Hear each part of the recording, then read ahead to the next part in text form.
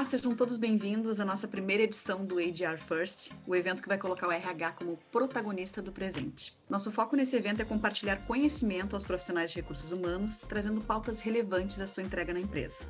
Eu sou a Patrícia Marinho, faço parte da equipe da Grow, e nessa trilha nós vamos falar sobre o processo de coaching, a parceria do coaching e o RH nas organizações. Eu trouxe para conversar conosco nessa pauta a especialista Adriana Martello, psicóloga, coaching, facilitadora de grupos, formada pelo Coaching Executivo Organizacional, metodologia ontológica, e também ela fez formação de coaching de equipes com John Joyce na Academy of Executive. Ela tem uma atuação brilhante em parcerias com várias empresas de RH. Então, para começar, eu gostaria que a Adri se apresentasse e contasse um pouco mais dessa entrega que ela faz do coaching com a parceria dos recursos humanos. Seja bem-vinda, Adri. Obrigada, querida, obrigada pela gentileza, pelo convite, adorei estar aqui com a Grow, que é um parceiro incondicional, uma empresa parceira incondicional na minha jornada, e muito bom estar contigo, Paty. Eu atuo com coaching desde 2008, e desde lá, assim, venho aprendendo, né, tentando me qualificar cada vez mais para o uso dessa ferramenta. Eu tenho uma caminhada dentro do desenvolvimento humano que foi sempre muito focado no desenvolvimento de equipes, de grupos, e a partir de 2008, então, com o coaching, eu também começo a trabalhar mais na perspectiva do desenvolvimento individual também. Meu foco de trabalho acabou pelas experiências, as experiências vão ditando um pouco, né, a forma como o mercado nos percebe. Eu acabei sendo mais demandada nessa caminhada toda por empresas, né, então por pessoas jurídicas, e 90% dos meus clientes são líderes. Desde líderes em início de carreira até líderes mais maduros, CEOs, diretores de empresa, enfim. Então, gestores de todos os níveis, né? Mas o foco do meu trabalho acabou sendo esse, assim, mais focado no desenvolvimento de lideranças e times. E o coaching me ancora em todas essas possibilidades, né? Tanto no desenvolvimento individual, né, dos profissionais, quanto também no coaching de time, no coaching em grupo, no coaching de equipe, né, que são outras possibilidades que o coaching abre, né, dentro do leque de possibilidades de trabalho. Então, para finalizar assim a tua pergunta, eu tive uma trajetória como gestora de RH em algumas organizações, né? E depois de muito tempo, né, como especialista em RH e gestora de RH, eu resolvi ter o meu próprio negócio. Então, há 14 anos eu empreendo na área de desenvolvimento humano, mas há 3 anos eu empreendo com a minha empresa no formato atual, né, que é a Adriana Martello, Conectando Pessoas. Perfeito, Adri. Tu disseste que já atuou em empresas, mas aqui, né, a gente vê o quanto tu continua atuando como consultora em modelos de consultoria interna e de BP, né? Sim. Também trazer que você atua na gestão de mudança, gestão por competência, de desenvolvimento de lideranças. E eu queria entender, assim, como é que se dá esse processo, né? Quando que o processo de coaching é demandado a essas empresas? Por que elas recorrem a essa entrega? Então, eu não tenho como responder isso sem te dizer que hoje o mercado opera um pouco diferente do que no passado, né? O coaching, como tu sabes, né, Paty, é uma ciência nova, né? É uma área, né, de aplicação do desenvolvimento humano que é relativamente nova, né, no universo organizacional. E por essa especificidade, o coaching ele vem na sua jornada de maturação e de aprendizado, né? Então, a gente, se eu fosse pensar em 2008, como o que demandava um processo de coaching era totalmente diferente do que demanda hoje, Sim. Porque nós tivemos uma caminhada de aprendizado e de educação para o que é exatamente o processo do coaching. Então, no passado, eu era demandada para coaching quando as organizações tinham profissionais que não respondiam à sua performance, que não estavam bem, e eles entendiam que a salvação da pátria seria o coaching, né? Que é um desvio do processo, né? Mas assim a gente começou a conectar com as organizações e poder ajudá-las a entender que o coaching é uma ferramenta de desenvolvimento para trabalhar potencial, né? Uhum. Então, hoje, as organizações demandam o coaching, principalmente o individual, né? Quando, usualmente, né, se quer desenvolver mais competências para novos desafios, por exemplo, uma pessoa que vai assumir posições de liderança e desenvolver, então, competências de liderança, ou fortalecer as competências atuais para que ela possa se sentir mais segura para os desafios que vêm, mas, fundamentalmente, é para potencializar e para fazer emergir novas competências ou fortalecimento de competências atuais para que a pessoa possa se sentir mais fortalecida para os desafios que ela vai enfrentar. Então, usualmente, o coaching, eu tenho sido demandada para isso. Perfeito. Hoje mesmo, eu estava com um cliente de São Paulo, primeira reunião entre o coach, o gestor dela e eu, e ele, a primeira coisa que ele me disse, nós queremos um processo de coaching para essa profissional, porque ela é um talento. E a gente quer possibilitar que ela tenha os melhores ferramentais para o seu desenvolvimento como profissional aqui dentro. Então, essa tem sido um pouco mais assim da batida que eu tenho percebido dos meus clientes. Que ótimo, Adri, tu trazer isso justamente para a gente poder trazer um antes e depois, né? Uhum. Principalmente nesse novo normal, como a gente está falando agora, né?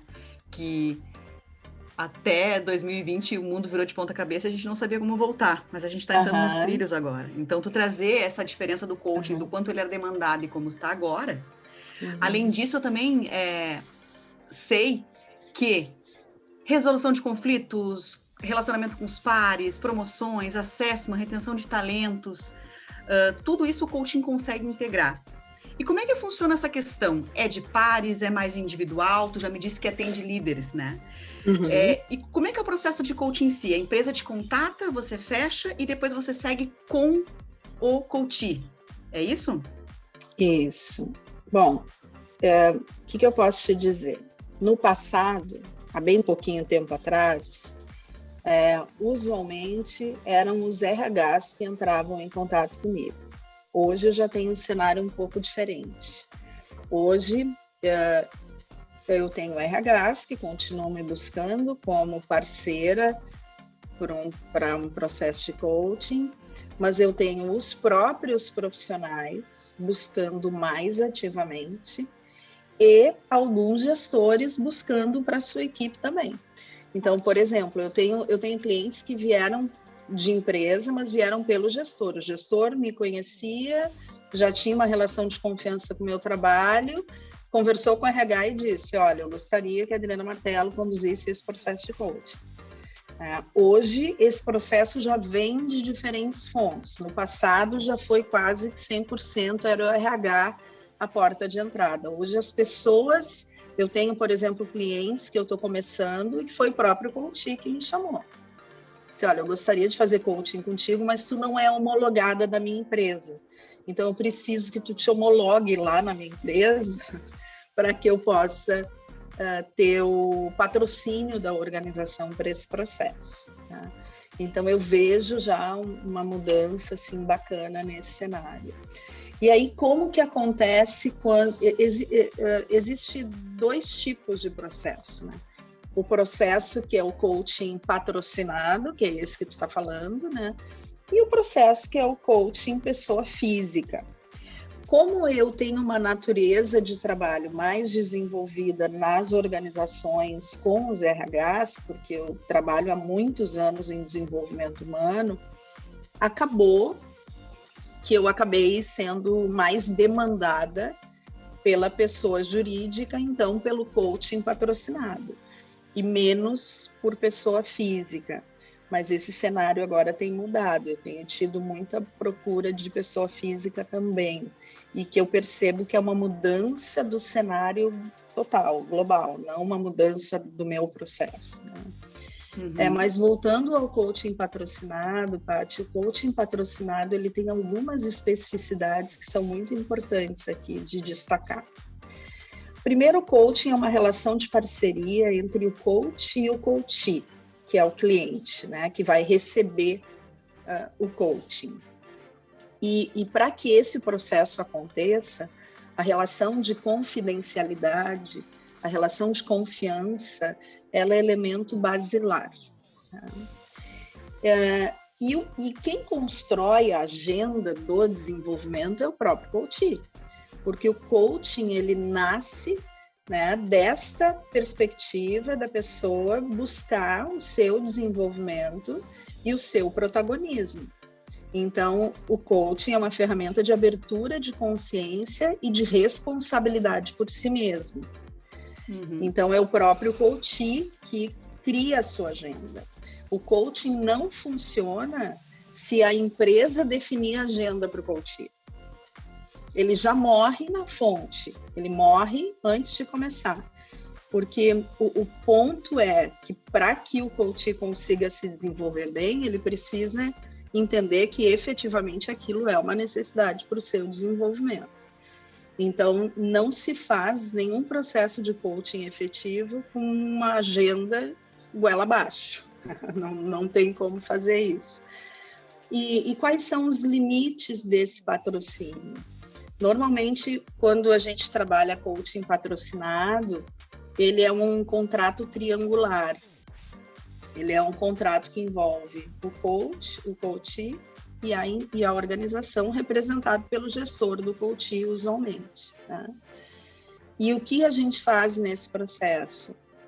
A gente faz a escuta da demanda do coachee, identifica que realmente ele reconhece isso como demanda e percebe se ele está disposto a incluir algum foco que o gestor gostaria que ele trabalhasse. Se fizer sentido para ele aquilo, a gente então firma essa parceria, faz esse contrato triangular, que é o gestor acompanha o início do processo, então a gente estabelece as metas do processo juntos. Depois, no meio do processo, a gente chama o gestor de novo para que ele possa dizer como ele percebe o acompanhamento, né, do processo, e ao final a gente faz a entrega final para o gestor. A gente avalia como foi, se ele observou os resultados que o coach percebe ter atingido, enfim, né? Então a gente faz aquele fechamento. E aí tem algumas premissas que eu trabalho já de largada com o cliente para que ele entenda, porque eu não abro mão delas, né? E se ele não ficar confortável com elas, eu não tenho como assumir esse processo. Eu não posso conduzir um processo que fere as premissas éticas, né, do meu trabalho. E o primeiro ponto é, eu não dou relatório do processo do coaching para ninguém. Se o coach quiser dar relatórios do processo dele para a organização, ele é livre para fazer isso. Mas eu não abro nada sobre as sessões dos coaches, porque isso é de forma privada. Eu também não me reúno com RH e nem com gestor sem a presença do coach.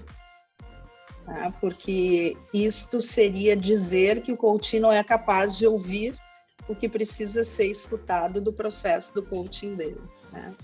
Então, eu me reúno, sim, com RHs e com o gestor sempre que eles quiserem, com a presença do coaching. E um aspecto fundamental, né, é que o coaching ele é uma metodologia de aprendizado que possibilita a abertura de consciência. porque a gente só muda comportamento quando a gente amplia a visão. E quando a gente amplia a visão, a gente não tem um medidor para dizer, olha, a gente pode ampliar a visão até aqui, né? Além disso não dá. Não, as pessoas ampliam visão e podem ampliar tanto visão sobre si mesmas que podem se dar conta que o centro da organização terminou. E esse pode ser um ótimo resultado do processo do coaching. Então, eu preciso dizer isso para os meus clientes, porque, por vezes, eles têm uma expectativa que o coaching seja também uma ferramenta de fortalecimento do vínculo com a instituição. E não é esse o propósito do coaching. Então, se porventura a pessoa se der conta que seu ciclo terminou, esse é um ótimo resultado, porque a empresa vai saber com mais brevidade sobre isso, ela também, e isso vai ser mais resolutivo. A gente se mantém em relações desgastadas e não produtivas. Mas nem sempre os clientes consideram isso um bom resultado. Então, eu preciso dizer sobre esse risco logo no início, que eu não tenho como impedir isso, porque o processo do coaching é um processo de ampliação de consciência, de liberdade, e que não tem como cercear isso, né? Então, na contratação do coaching patrocinado, a gente tem essas variáveis que são diferentes do coaching quando ele não é patrocinado, que daí é só coachee, e tudo fica naquele universo, né? Tu falaste dessa questão não só do patrocinado, mas também da busca proativa, né, das pessoas físicas buscando o processo de coaching. Eu realmente senti nas próprias publicações do LinkedIn, nas próprias buscas, esse processo realmente de procura. Eu queria que tu trouxesse para nós, Adri, porque tu tem bastante experiência. Tu já foi presidente do ICF. O ICF é um órgão que regulariza as posturas éticas, né, do coaching no Brasil. Tu também foi presidente da BRH Rio Grande do Sul, né? E hoje tu atua como conselheira. Então, tu tem bastante know-how. Eu fui presidente do conselho, tá, Paty? Não da BRH. Tá. Só do conselho. Tá, vamos de novo, então. Antes que eu me lembro até quem era na gestão, antes que ela me mate, né? Vamos lá. Sim. Adri, tu foi presidente da ICF, que é um dos principais órgãos de regularização do coaching no mundo. Também foi conselheira na BRH, né? Hoje atua, inclusive. E eu queria entender, nos traz um pouco dessa questão dos códigos de ética, de postura do coaching, né? Para a gente desmistificar o que está sendo tão na tecla, né? Coaching. Então, assim, traz para a gente essa questão. Muito bom, Paty. Obrigada pela oportunidade de falar sobre isso. A ICF, que é a International Coaching Federation, é a maior instituição global de coaches. Hoje a ICF tem mais de 35 mil coaches associados no mundo inteiro e atua em mais de 140 países. Eu tive a honra, né, de ser sócia fundadora do capítulo aqui no Rio Grande do Sul, e aqui no Rio Grande do Sul eu fui presidente, então, da Regional Sul. E qual é o propósito da ICF? Ela é uma organização que preza por dois grandes pilares: educar a sociedade para aquilo que é o coaching e fortalecer os princípios de competência do processo, e também um pilar importantíssimo para a ICF é trabalhar a perspectiva da ética do processo do coaching. Só para te contextualizar, Paty, o coaching hoje no mundo é uma indústria que a gente tem uma estimativa, e esse é um dado bem atual de 2021, que mobiliza quase 3 bilhões de dólares. Aqui na América Latina, esse número é de 200 milhões de dólares, porque a América Latina representa um share do coaching no mundo de mais ou menos 7%. Tá? Então, a gente está falando de uma indústria, a gente está falando, né, de algo muito grandioso. Tá? E é claro, como eu te falei, é um processo novo, que está se autorregulando, né? Ele está caminhando por um processo de cada vez mais autorregulação. No mundo, a gente já teve momentos de desenvolvimento do coaching na Europa, nos Estados Unidos, que se tentou regular a profissão de coach, né, e a profissão do coaching, mas o processo não avançou porque é um processo muito complexo, porque o coaching ele é uma metodologia, né? E aqui no Brasil a gente tem alguns movimentos individuais que ocorrem de tentativa de regulação dessa atividade profissional. Né? Então, a gente está nesse estágio aqui no Brasil sobre isso. A premissa da questão ética, né, ela é uma questão bem importante, porque a gente está falando aqui de comportamento humano, a gente está falando aqui de um espaço de confiança para a pessoa poder entender a si mesmo e poder, a partir dessa compreensão de si mesmo, poder ter novas ações efetivas, né, desejadas na sua caminhada. Então, a ICF, todo o profissional que está vinculado à ICF está sujeito ao Código de Ética da ICF, né, que é um código que trata dessas questões, que fala das questões contratuais, que fala do sigilo, que fala de todas as premissas do cenário desse trabalho.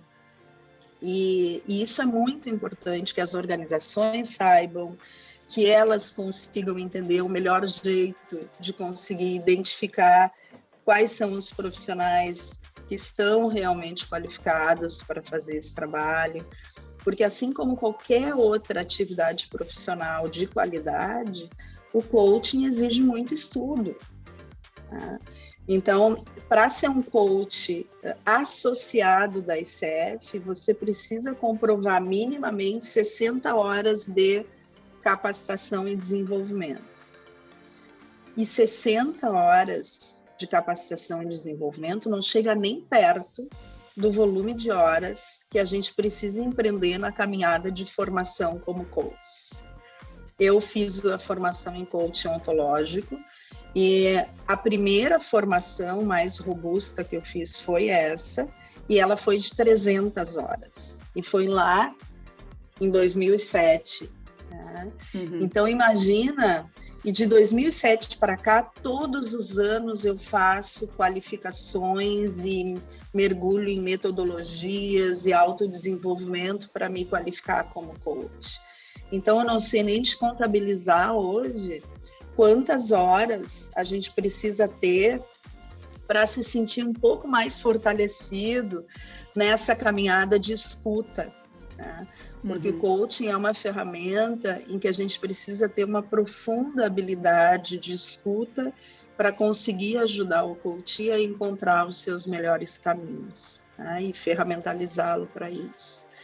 Então, a gente tem aí um cenário bem importante. Toda vez que eu sou contratada ou por uma pessoa física ou jurídica, eu compartilho com ela o Código de Ética da ICF, porque sobre os coaches que não estão numa associação como a ICF, você não tem como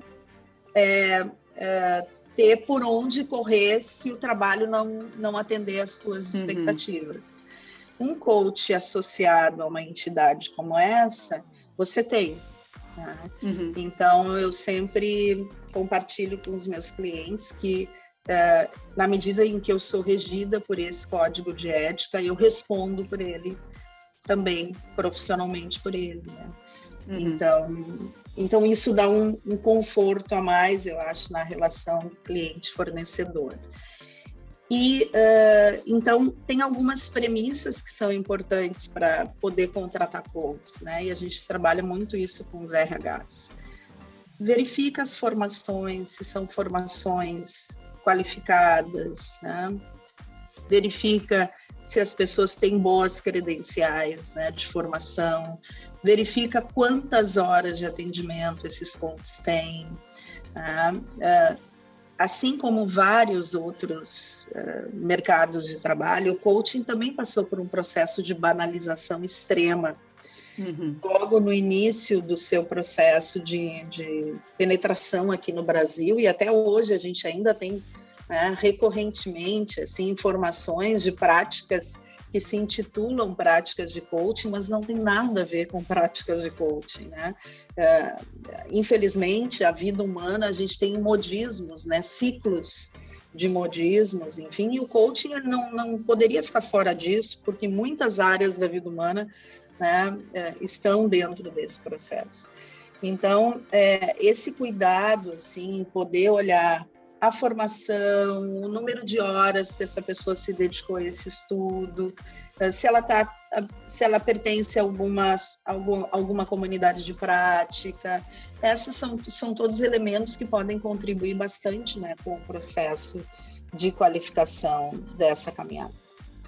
Perfeito, Adri. Foi bem interessante tu trazer isso, né? Vai ao encontro do que eu queria que tu trouxesse para a gente. Quais são as dicas para os profissionais que estão na área de recursos humanos e querem atuar como coaching, que tu dá, além, né, da questão da regularização? O que tu diria de questões de estudo? O que tu diria para as empresas que querem contratar coaching? Eu acho que, enfim, primeiro prestar atenção a isso, né? A origem desses coaches, se eles têm boa formação, quantas horas eles têm de formação, quantas horas de atendimento. A gente tem algumas pegadinhas no mercado que são muito ruins, né? Por exemplo, existe uma nomenclatura de credenciais de profissionais no mercado, que é um padrão internacional, que é a acreditação, que é uma acreditação mais de profissionais mais júniores, né? Acreditação de profissionais que já são considerados um pouco mais maduros, mas não ainda estão entre um júnior e um mais sênior, e os profissionais mais sêniores, que são as pessoas que têm mais horas rodadas, né? Então, uma dessas credenciais, que várias pessoas escutam no mercado falar sobre ela, é o Master Coach. O que é o Master Coach? É alguém que tem muita estrada no processo do coaching, muita caminhada. E muita estrada e caminhada não em tempo, mas em horas. Tá? Então, a gente considera um Master Coach alguém que tem aí por volta de 4.000 horas mínimas de atendimento. Aí a gente pode considerar um Master Coach, né? Uma pessoa que tem de 3.000 a 4.000 horas de atendimento, efetivamente é uma pessoa que tem muita experiência aí no processo. Só que, com a banalização do processo do coaching, como eu te falei, como o coaching virou uma indústria pesada, né? Alguns cursos dizem que o profissional entra ali e sai Master Coach. Um curso de um mês. O título, né? O título e ganha o título de Master Coach. E ele não é Master Coach, ele é menos que Júnior, porque ele nem ainda fez nenhum atendimento, né? Então, o certificado de Master Coach não garante que ele efetivamente seja um profissional maduro. Por isso a importância dos RHs de se certificarem do volume de horas de atendimento, de poder conversar com clientes que já tenham sido atendidos por aquele coach, de buscar referências, de verificar se a pessoa é associada a uma entidade bacana de coaches, que não... A ICF é a maior, mais robusta, mas tem outras tantas muito boas, né, e que fazem bons trabalhos também. Então, de poder olhar isso, né? E a minha sugestão também é que os RHs tenham um portfólio rico de profissionais de coaching. Que não tenham um coach, 2 coaches. Né? Por que isso?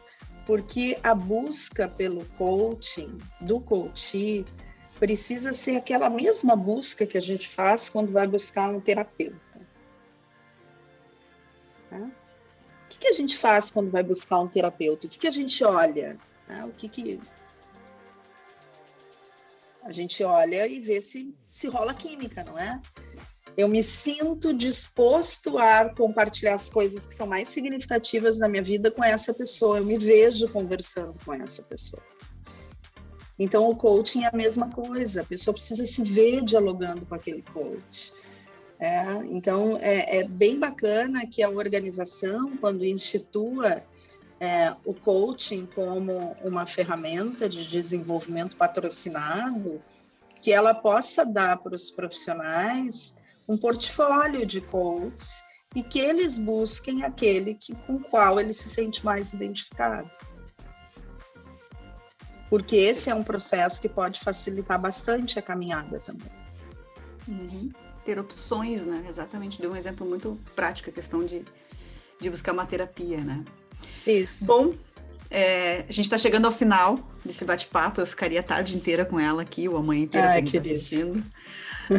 Adri, eu queria que tu divulgasse, então, os teus canais, porque com certeza alguém deve ter ficado com alguma dúvida e quer fazer uma pergunta e pode contatar a Adriana, ela é bem acessível. Quais são os teus canais de contato? Bacana. Eu posso deixar o meu e o da ICF? Claro.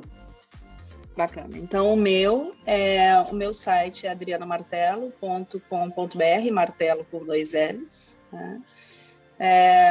E lá no meu site tem meu cartão digital, tem todos os meus contatos, tem WhatsApp, tem tudo, acho que fica mais tranquilo, né? E o site da ICF, o brasileiro, é icfbrasil.org. E o internacional, o site global, é Coaching Federation, né? Que eu sempre me confundo, coachingfederation.org, tá? E aí, acessando um ou outro, vocês vão ter mais informações sobre o coaching no mundo, sobre comunidades de prática, sobre eventos de trocas, né, de práticas, então, que pode contribuir aí com a caminhada de cada um. Perfeito. E eu fico super disponível às perguntas que emergirem aí. Sim, fiquem à vontade em contatá-la. Bom, esse é um tema que eu adoro. Adri, muito obrigada pela tua contribuição. Obrigada, querida. Imagina, foi um prazer te receber aqui. Eu também. E o que você precisar também pode contar com a Grow. Sempre. Minhas parceiras adoradas. Muito obrigada, gente. Obrigada. Desejo um ótimo evento para todos, que aproveitem bastante essa oportunidade de pausar e de refletir sobre qual a contribuição que a gente dá, né, para o mundo, para as organizações, para as nossas relações. Isso é muito bom. Obrigada para você que nos assistiu. Compartilhem e sigam para a nova trilha que nós teremos no HR First. Um abraço, obrigada. Tchau, gente. Até.